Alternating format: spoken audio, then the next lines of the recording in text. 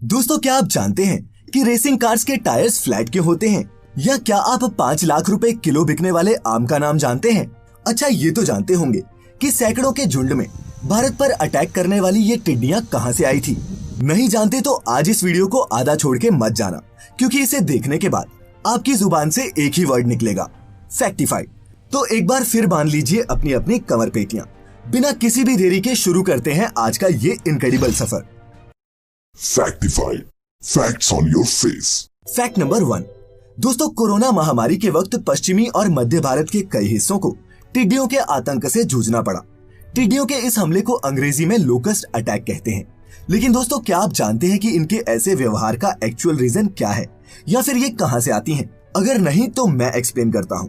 दोस्तों, टिड्डा दिखने में एक ग्रासहॉपर जैसा ही दिखता है, लेकिन इसकी सबसे अजीब बात ये है कि ये एक नहीं 2 फेजेस में एग्जिस्ट करता है। एक होता है सॉलिटरी फेज, जिसमें ये अकेला रहता है और कुछ ऐसा दिखता है। दूसरा होता है ग्रेगेरियस फेज, जिसमें ये झुंड में उत्पात मचाते हैं और ऐसे दिखने लग जाते हैं। ग्रेगेरियस फेज में बदलने पर इसकी अपीयरेंस के साथ साथ इसके व्यवहार में भी परिवर्तन आता है। इसका एपेटाइट कई गुना बढ़ जाता है और ये झुंड में कई किलोमीटर तक उड़ते हुए रास्ते में आने वाली हर चीज को चट कर जाते हैं। आप इसे किसी पोकेमॉन के विकसित होने पर आने वाले बदलावों से कंपेयर कर सकते हैं। सॉलिटरी फेज में ये टिड्डा कोई नुकसान नहीं पहुंचाता, पर नम जमीन, वनस्पति और सही एनवायरमेंटल कंडीशंस में ये कभी भी सॉलिटरी फेज से ग्रेगेरियस फेज में बदल सकता है। और दोस्तों, पंजाब, हरियाणा और राजस्थान में हजारों एकड़ फसलों को चट करने के पीछे टिड्डों के इसी फेज का हाथ है। दोस्तों, साथ ही आपको ये भी बता दूं कि भारत पर टिड्डी दल का ये हमला कोई पहली बार नहीं हुआ है। देश में अब तक सबसे बड़ा टिड्डियों का हमला साल 1993 में हुआ था, जिसके बाद भी बड़ी संख्या में टिड्डियों का दल यहाँ आता रहा है। और इस बार ये टिड्डियां ईरान के रास्ते पाकिस्तान से होते हुए भारत पहुंची हैं। ये 2020 भी कमाल का रहा है। हम बच के जाएंगे तो कहाँ? Fact number 2। दोस्तों, हमारे देश में कोरोना के साथ साथ आम का भी सीजन चल रहा है। आम के मशहूर आशिक मिर्जा गालिब ने कहा है कि आम मीठे होने चाहिए और बहुत सारे होने चाहिए। मीठे रसीले आम का स्वाद किसे अच्छा नहीं लगता। लेकिन दोस्तों, जैसा कि आप जानते ही होंगे कि आम की भी अलग अलग वैरायटीज होती हैं। इनमें से कुछ तो 50 से 100 रुपए पर किलोग्राम के हिसाब से बाजार में बिकती हैं, लेकिन वहीं कुछ ऐसी आम की वैरायटीज भी हैं जिनकी बोली लगाकर उन्हें लाखों रुपए में खरीदा जाता है। यकीन नहीं करते तो कर जाएंगे। पेश है दोस्तों दुनिया का सबसे महंगा आम, और इसका नाम है ताइयो नो तमागो। ताइयो नो तमागो आम जापान में उगाया जाता है और इसके नाम का मतलब है सूरज का अंडा। ये वैसे तो जापान में 5,000 से 10,000 रुपए पर किलोग्राम की दर से बिकता है, लेकिन दोस्तों इसकी कीमत लाखों तक जाती है। और दोस्तों, सबसे हैरानी की बात ये है कि इसकी खेती भी ऑर्डर पर की जाती है और सबसे पहले लगने वाले आमों की बोलियां लगाई जाती हैं। साल 2017 में इस आम के एक जोड़े की ऐसी ही बोली लगाई गई थी, जिसमें ये रिकॉर्ड 2,72,000 रुपए में बिका था। लेकिन दोस्तों, इनके महंगे होने का कारण सिर्फ इनका खूबसूरत पीला रंग या कमाल का स्वाद नहीं है। इन आमों को बहुत ही एहतियात के साथ उगाया जाता है, यहाँ तक कि सनलाइट इस आम के चारों तरफ पहुँचे। इसके लिए हर एक आम को एक नेट की सपोर्ट से लटकाया होता है, जो फल को पकने पर गिरने से भी बचाता है। और दोस्तों, जापान के रईस लोग इस आम के जोड़े को गिफ्ट के तौर पर प्रेजेंट भी करते हैं। क्यों है ना ये आम बेहद खास? क्या एक बार चखना नहीं चाहेंगे? Fact number 3। दोस्तों, आमतौर पर हमारी गाड़ियों और बाइक्स के टायर्स पर ये पैटर्न से बने होते हैं, जिन्हें ट्रेड्स कहते हैं। लेकिन दोस्तों, अगर आपने कभी F1 कार रेस या फिर मोटो रेसिंग स्पोर्ट्स देखे होंगे, तो आपने नोटिस किया होगा कि इनमें गाड़ियों और बाइक्स के टायर फ्लैट या फिर प्लेन होते हैं। लेकिन क्या आप जानते हैं कि ऐसा क्यों है? मैं बताता हूँ।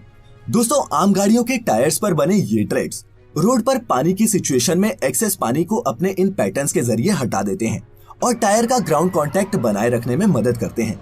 लेकिन चूंकि रेसिंग ट्रैक हमेशा ड्राई रहते हैं और चिकने टायर जमीन की सतह को ज्यादा मजबूती से पकड़े रखते हैं, टायर्स और जमीन के बीच ट्रैक्शन बढ़ जाता है, जो रेसर को बैलेंस के साथ साथ स्पीड बनाए रखने में भी मदद करता है। और यही कारण है दोस्तों कि रेसिंग में इन फ्लैट टायर्स का इस्तेमाल किया जाता है।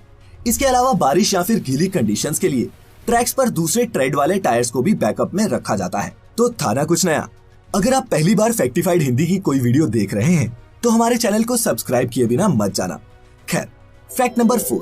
दोस्तों, आप सब ये तो जानते ही होंगे कि अंतरिक्ष में इंसानों के जाने से पहले जानवरों को भेजा गया था, जिसमें सबसे पहला था कुत्ता। दरअसल ये एक फीमेल डॉग थी जिसका नाम था लाइका। लेकिन दोस्तों, क्या आप जानते हैं कि लाइका कौन थी और उसे ही इस मिशन के लिए क्यों चुना गया था, या फिर अंतरिक्ष में जाने के बाद उसका क्या हुआ? नहीं तो अभी जान जाएंगे। दोस्तों, लाइका रशिया की एक स्ट्रे डॉग थी, लेकिन उसे इस खास मिशन के लिए कई टेस्ट के बाद ही चुना गया था। उसने इन सभी टेस्ट में सबसे बेस्ट परफॉर्म किया। साथ ही इस मिशन के लिए एक फीमेल डॉग इसलिए भी चुनी गई थी ताकि क्राफ्ट में ज्यादा जगह की जरूरत ना पड़े। लेकिन सबसे शॉकिंग बात ये थी दोस्तों कि लाइका को बेचने का प्लान तो सोवियत साइंटिस्ट के पास था, लेकिन वापस लाने की कोई टेक्नोलॉजी नहीं थी। सोवियत यूनियन के स्पुतनिक 2 स्पेसक्राफ्ट में डरी सहमी लाइका नहीं जानती थी कि वो फ्यूचर की स्पेस एक्सप्लोरेशंस के लिए अपनी जान गंवाने वाली थी। पहले कुछ घंटे तो सब कुछ नॉर्मल चलता रहा। रॉकेट स्पेसक्राफ्ट से अलग हो गया और लाइका अर्थ के ऑर्बिट में प्रवेश कर चुकी थी। लेकिन तभी स्पुतनिक 2 का कूलिंग सिस्टम फेल हो गया और कुछ ही मिनटों में ओवरहीटिंग के कारण लाइका की मौत हो गई। लॉन्च के 162 दिन बाद स्पुतनिक के टुकड़ों ने अर्थ के एटमॉस्फेयर में री एंट्री मारी, लेकिन वो एयर फ्रिक्शन के कारण जल गए और लाइका की एशेज आसमान में खो गई। फिर 2008 में मॉस्को में लाइका का एक स्टैच्यू बनवाया गया, जो इस हीरोइक डॉग की सैड स्टोरी को एक कंसोलेशन से ज्यादा कुछ भी नहीं। Fact number 5। दोस्तों, मैगी नूडल्स हमारे देश का सबसे पॉपुलर इंस्टेंट फूड है। आपने भी कभी किसी हिल स्टेशन पर तो कभी अपने हॉस्टल डेज में इस कमाल के फूड को एंजॉय जरूर किया होगा। लेकिन दोस्तों, क्या कभी आपने ये सोचा है कि मैगी का नाम मैगी किसने रखा? ये कौन सोचता है? खैर, फिर भी आपको बता दूं कि मैगी का नाम इसके मसाला के इन्वेंटर जूलियस मैगी के नाम पर रखा गया था। जूलियस ने 1863 में एक ऐसी रेसिपी बनाई जिसे इंस्टेंट फूड में मिलाने से उसमें फ्लेवर आ जाए। ये रेसिपी इंस्टेंट हिट साबित हुई और फिर फ्रांस और अमेरिका में मैगी इंस्टेंट नूडल्स ने खूब धमाल मचाया। 1947 में मैगी को नेस्ले ने खरीद लिया और फिर 1983 में इसने इंडियन मार्केट में एंट्री मारी। इसके बाद जो हुआ इतिहास बन गया। और दोस्तों, आज की तारीख में भारत मैगी की सबसे बड़ी मार्केट है। Fact number 6। दोस्तों, हमारे देश में कई अजीबोगरीब शहरों और कस्बों के नाम देखने और सुनने को मिलते हैं। लेकिन क्या आप जानते हैं कि दुनिया के सबसे बड़े नाम वाला शहर कौन सा है और ये नाम कितने लेटर का है? कैसे जानते होंगे? खैर, अगर जानना चाहते हैं तो बता दूं कि इस शहर का नाम है ये। नहीं, मैंने बहुत कोशिश की बट नहीं हो पाया तो नहीं हो पाया। दोस्तों, इसके नाम में 85 लेटर्स हैं जो एक ही वर्ड में पढ़े जाते हैं। खैर, ये शहर न्यूजीलैंड के नॉर्थ आइलैंड पर स्थित है और गिनीज वर्ल्ड रिकॉर्ड की बुक में किसी टाउन के सबसे लंबे नाम के रूप में दर्ज है। कहते हैं कि इस जगह का नाम किसी पौराणिक योद्धा के नाम पर रखा गया था। लेकिन दोस्तों, जो भी हो, यहाँ के बाशिंदों को अपने शहर का नाम बताने में कितनी दिक्कत आती होगी, कम से कम ये मैं तो समझ सकता हूँ। बढ़ते हैं अब अगले फैक्ट की तरफ। Fact number 7। दोस्तों, ये देखिए, ये नजारा है ऑस्ट्रेलिया के क्रिसमस आइलैंड का। यहाँ हर साल नवंबर से जनवरी के बीच इस आइलैंड के बीचेस लाल केकड़ों के कारपेट से ढक जाते हैं। दोस्तों, इस आइलैंड पर दुनिया के कुछ सबसे यूनिक एनिमल्स पाए जाते हैं, जिनमें ये रेड क्रैब्स भी शामिल हैं। ये रेड क्रैब्स ब्रीडिंग के लिए नवंबर से जनवरी के बीच इस आइलैंड के तट पर आ जाते हैं और करोड़ों की संख्या में बच्चे देते हैं। दोस्तों, ये दुनिया में कहीं भी और नहीं होता। ये नंबर्स में इतने ज्यादा होते हैं कि इन दिनों यहाँ की जमीन दिखना भी मुश्किल हो जाता है। और दोस्तों, सबसे खास बात, इन रेड क्रैब्स के ब्रीडिंग पीरियड के दौरान इनके संरक्षण के मकसद से सरकार इस आइलैंड की सड़कों को ही बंद कर देती है ना कुदरत का करिश्मा। अगर अच्छा लगा हो तो इस वीडियो को लाइक किए बिना मत जाना। Fact number 8। दोस्तों, डिस्कवरी चैनल पर मैन वर्सेस वाइल्ड से पूरी दुनिया में नाम कमाने वाले सर्वाइवल एक्सपर्ट बियर ग्रिल्स को कौन नहीं जानता। लेकिन दोस्तों, आज मैं बियर से जुड़ा एक ऐसा फैक्ट आपको बताने वाला हूँ जो शायद आपको हैरान कर दे। दोस्तों, क्या आप जानते हैं कि बियर ग्रिल्स एक समय पर इंडियन आर्मी में शामिल होना चाहते थे? जी हाँ, दरअसल उन्होंने अपने स्कूल के दिनों में सिक्किम और पश्चिम बंगाल के पहाड़ों में कई साल माउंटेनियरिंग की थी, जिसमें से कुछ समय उन्होंने इंडियन आर्मी के जवानों के साथ भी बिताया। दोस्तों, बियर भारतीय जवानों से इतना प्रभावित हुए कि उन्होंने भारतीय सेना में शामिल होने का मन भी बना लिया। लेकिन जैसा कि हम सब जानते हैं कि ऐसा कुछ हुआ नहीं। हाँ, आगे चलकर बियर ग्रिल्स ने यूके की स्पेशल एयर सर्विस में पहले एक मरीन और फिर ऑनरेरी लेफ्टिनेंट कर्नल के तौर पर अपनी सर्विस दी है। Fact number 9। दोस्तों, बांद्रा वर्ली सी लिंक भारत का एक कमाल का इंजीनियरिंग मार्वल है।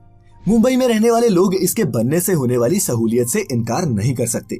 लेकिन दोस्तों, क्या आप जानते हैं कि 5.6 किलोमीटर लंबा ये पुल पूरी तरह से स्टील से बना है।